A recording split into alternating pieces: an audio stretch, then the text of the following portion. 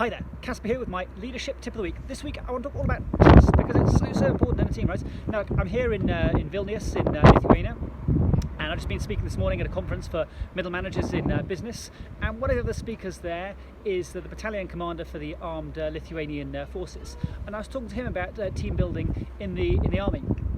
And he asked the question of his team, what's more important, trust or competency?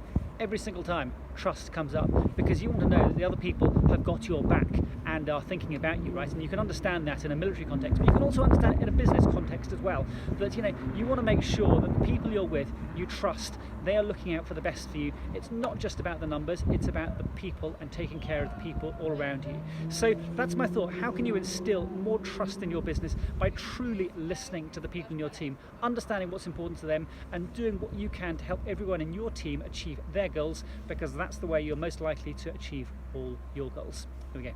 Power of trust in a business. All right, everyone, from a very lovely Lithuania, have a great weekend, everyone. This is Caspar out.